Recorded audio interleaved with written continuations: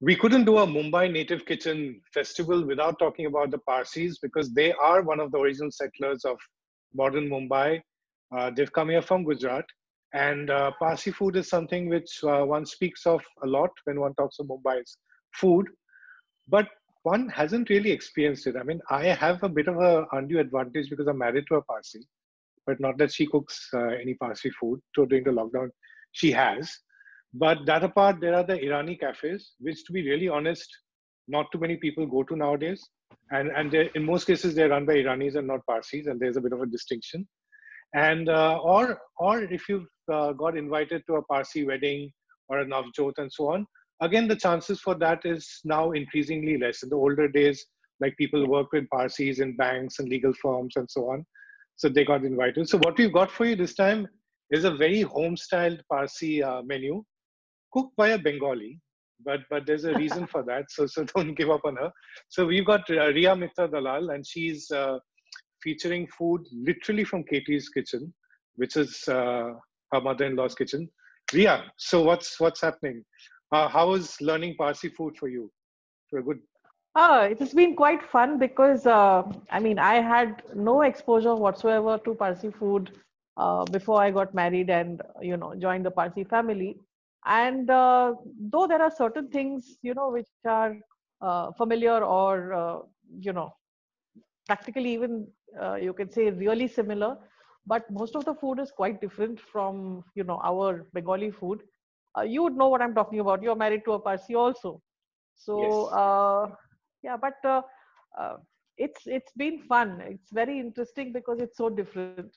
So while I'm learning Bengali food on one side, I also am learning and have learned about Parsi food on the side, and it's the contrasts are amazing and the similarities also very interesting. And you had one of the best teachers to teach you Parsi food. Tell us a bit about her. So I think people already really know the name Katie Dalal very well, especially if they have heard about Parsi food. She's written 6 cookbooks, out of which 2 are very well known for the Parsi recipes. In fact, once the books came out, they became sort of if youngsters were getting married, Parsi youngsters, the books went with them to help them set up their kitchen and their with the basic recipes and the more fancier, complicated recipes. Like a bit of So last minute cramming before marriage. absolutely, or even after marriage, if because in Parsi households it's not so demarcated that the men don't cook and only the women cook. So Oh, yeah, young couples cook together. This was one of the most romantic how things you sweet. could give them. Yeah. So, but So I was lucky. I got to learn. did you and Kurush also cook together? Yes, Kurush and I do cook together. And in the old days, yeah, I learned a lot of things from him too. And yeah, once I got married, my mother-in-law was also very eager to teach me stuff. She at least, she definitely hoped that I would be cooking for her beloved son. So, he would get to eat his, what he's grown up eating because I come from a different culture. So, uh, obviously I wouldn't know those recipes. I didn't even know the dishes. So it has been exciting. There's a bit of variance in Parsi food, right? Like, for example, I've had Parsi food cooked by Maruk Mugrelia, for example, who's from Yeah, Navsari yeah, yeah, originally. So her food has a certain spicy punch to it, or the yeah, food cooked by my wife, Kanaz's late paternal grandmother. But on the yeah, other, also had food cooked by you folks or Farida, which is not that spicy. Sometimes it's slightly on the sweeter side. In fact, Kanaz calls it Bombay Parsi. Uh, she's absolutely right. so is there She's a lot of absolutely right. variance? Yeah. There What is have you because seen? I mean, this is something I had asked my mother-in-law also because when she used to reminisce, she used to say that the food would be simpler, not so sophisticated. It would be rustic, to use a very trendy modern word, Yes. and uh, it is not so polished. So yeah, it would be spicier and with more character, more robust. And my mom-in-law used to say that in the cities, because people tended to eat less spice and all that because they didn't do that much physical labor, and so the diet changed a little bit. The flavors changed a little bit. They tended to get a little. The spices would be less. The fat would be less. was, what you would call healthier in modern parlance. But that Yes. happens. I also feel that, correct me if I'm wrong, but as Yeah. a community, the Parsi community, especially in Mumbai or even Calcutta, Delhi, the big cities, they tended to work before independence a lot with the British and the Europeans and the French and so on. So they also adopted a lot of European food practices. They traveled the world.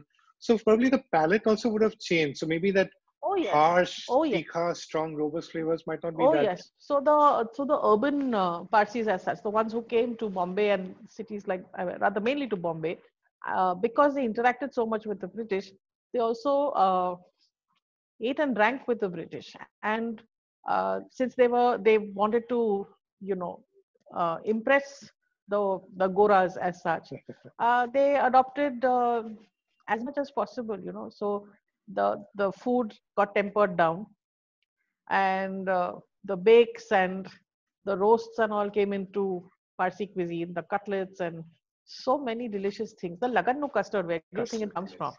It's as British as possible, just Parsified with, the addition of the heavy-handed garnishing with nuts and the addition of elchi jaifal in the flavoring. So, oh, approach is like, Even the it's no sasni longer a British machi, thing. Yes, the yeah, sasni yeah, machi or the baruchi yeah, akuri, they're all fairly, non. Uh, Now, a lot of people who would be trying out the food this time in the Mumbai Native Kitchen Festival would be yeah, people who are not Parsis. So, yeah. as someone who's not Parsi yourself, what is it about Parsi food which has attracted you over the years? Like, what are the elements which you really liked in Parsi food in general? Okay, so one of the main things that I really liked is that the meals are simpler. It's not, like you and I know that Bengalis eat like very elaborate meals. At least they used to, Yes, in the earlier yes, generation. So it would be a multi-course meal with many elements. The Parsis have one big pot full of curry and a rice and one side dish, and you can really enjoy that one dish to the yes. fullest.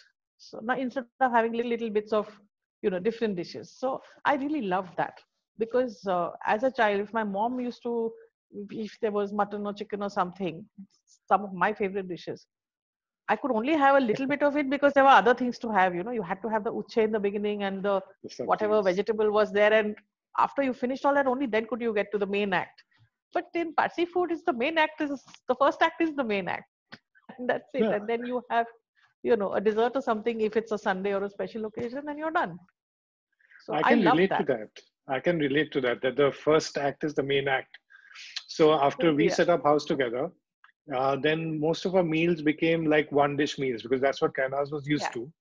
And yeah, while like when my mother visits me even now, there'll be like at least two, three dishes and things like that. And as a young couple for us, and with both of us working, a one dish meal with a side, a carb side or something made so much more yeah, sense. absolutely. So the menu which you have for us in the Mumbai Native Kitchen, now that you're saying this, it's sort of falling Yeah. into place for me because it seems to reflect a bit of what you're saying. So would you like to tell us why you've chosen this combination and what is it all about? Like for example, the patio or the patio, there's a dry, there's a wet. So go ahead. Yes. So this the patio is something I really like. It's completely different from anything I had eaten. It's the flavors are nothing like anything you would eat in Bengali food. Uh, this beautiful, smooth, thickish gravy. Um there's obviously the version I've put on my menu has prawns in it. Uh, the gravy is tangy. It's got chilies. It's a smooth ground masala, and the fun part is that there are these vegetables in it also. Oh, So it's like a full meal, and it's paired with dal and rice. Now, dal and rice is like the comfort food of this entire nation. And on a yes. Sunday afternoon, what could be better than nice comforting meal of dal chawal? It's paired with this beautiful patio, which is an unusual thing. So not many people would have had the chance to have this, because if you go to eat out or if you order, mostly the options are dhansak or pulao. But And there's the so much patio more in Parsi food. and the patio I've Yeah, tried at the most is the pickle, the tarapur. Tarapuri, Yeah, Bombil patio. I've yeah, not really yeah, yeah. had the the freshly cooked one. So you're saying it's not always prawns. Patio and it does No, not always it mean can be prawns. fish. You can have a machino patio, which is fish. Machino patio. Usually, I mean, usually Bombay parties are obsessed with pomfret. So mostly, pomfret is the fish used, but you can use other fish. There is a gosno patio also. So you can make Mutton. patio with mutton also.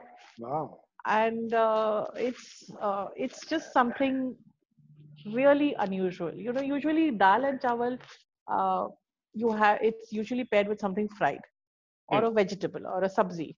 But here is this gravy, which is a complete flavor party, And and you it's mix the three paired together. particularly with it. Yes, and a dhandar patio is Yes. what is always served on auspicious days. So if Wow. it's a birthday, if it's a wedding, the it's it's what is called sagannu bhonu. Sagan is the auspicious meal. So sagannu bhonu will ideally be dhandar patio. Wow. 19 years of being married to a Parsi, and I had no idea, but probably that's because my wife doesn't eat rice. The dal Ha. is, of course, tur dal, right? Yes, yes. And So and it's and what just what vegetables go into it, into the patio? so in the patio, I will be putting baby brinjals and Ah, capsicum and little tomatoes. wow. So the So, whole so it's might be a non-vegetarian dish, but there's a decent amount of vegetables also. uh, So it's like a balanced meal, you can say. you were saying something about the dal, where unfortunately I cut you off at that point. You're saying something So about the dal? what I was saying is basically that dal is usually paired with something fried, dal and rice. But in this case, it's paired with this beautiful gravy. It's an unusual combination, and it works. It's delicious. And why mori? Why is it called mori dal? I've always wondered. Is it meri Mori, dal no, or is no, it no. mori? Mori means salty, basically, it's, Ah, savory, savory dal. savory, Wow. savory, and it is plain. So it's without any tadka or vaghar. Yeah, yeah. So there's no tempering done to it. So it's plain boiled dal that is Huh, boiled with haldi, and then huh, you add salt. You can or cannot, you may or may not add ghee to it, hmm. and it's pureed. So it will be a nice thick, comforting puree, very smooth dal, and Wow. that's typically Parsis make their dal like that. So now it makes sense because sometimes I've seen my mom-in-law eat like dal, rice, and like the curry thing at the patio, and I've sometimes wondered Yeah. that how does the combination make sense? But now it does. And what is a tareli machi? So that tareli machi, I was wondering what to pair with Yes. Dhandar Patio because I wanted to give a full meal, Hmm. not just one dish. So dal rice and fried fish is also a kilo Oh combination. yes, yes. It's Bhat dal another mach bhaja, combination. as these Exactly. Bengali say. Bhat dal mach bhaja. And Kurusha and I, we like at least twice a week, our meals, if you follow my Insta post, it's Of dhan course. dal and fried fish, dhan dal and fried fish. So Or I said, let's prawns. pair that, or Or prawns. fried Exactly. prawns. Yes. Kurush loves prawns. So prawns are, always at the top of his, list of options. So I thought, let's do this combination because then it's the best of both. And You can have the dhan dal, you can have it is there with the anything, fried fish, or you can have it with the patio. You can have both. and is there anything unique about the Parsi way of frying fish? Like, for example, we Bengalis use mustard oil and just haldi, mirchi, salt, and nothing much else. Is there anything So unique, typical about the Parsi way? No? Bengalis, Bengalis will mostly, at least in my family, it's just salt and turmeric, and of course mustard oil. So in the Parsis, at least in Kurush's household, how my mother-in-law used to do it was a generous amount of haldi and mirchi powder, and of course salt, and Yeah. a good squeeze of lime rather. So fresh lime juice, you let it sit for a bit, and the masala is not as frugally put as how Bengalis do it. It's not a light sprinkling. Hmm. It's fairly generous uh, slathering of the spice powders. Yeah, like I remember But even then in there's not so much spice that it doesn't overwhelm the fish. So you still get to taste the fish and enjoy the fish. yes, I must say that even in our house, that is my in-laws' house, uh, like a lot of focus was put on the marination of the fried fish. So my late Yeah. father-in-law had that duty, and he would marinate it with Uh, the Khamkar masala, which I think was a particular brand of masala, Okay. and Okay. like you Yes. said, lime juice and all that. There's Yeah. custard also. What is how's the Lagannu You custard? can't have a menu from Katie's Kitchen and not have the Lagannu custard. Mhm. So that is why I put it, because I knew for sure that there will be messages saying, but why is there no custard? So Wasn't the that first one custard from has me? become like a Wasn't the first message from me the first saying one. why is there no Lagannu custard? Absolutely. You were the first. Exactly. Exactly. It's a family favorite, guys. Exactly. So Kainaz loves it. My late father-in-law, first time he had it, he called up Kurush, Ria's husband, and said it reminds him of what his mom used to make. Is Yes. Kurush giving you a helping hand with anything or no? Definitely. He's the sous chef. Can you imagine? The fellow who taught me all this is now the sous chef. So Well, he's going to be the sous chef and the chief taster. so in the So Mumbai native kitchen, it's all about the women taking over, which we men are happy. We are happy to sit back and eat. But yeah. thank you, Ria. That's a fabulous menu and a peek into a Parsi household and a kitchen. And can't wait for Sunday for that. Thanks So so much, Kalyan. Thanks so much. thank you so much. And also, it was your birthday, so very happy birthday. Yesterday, yes. Thank you. Bye.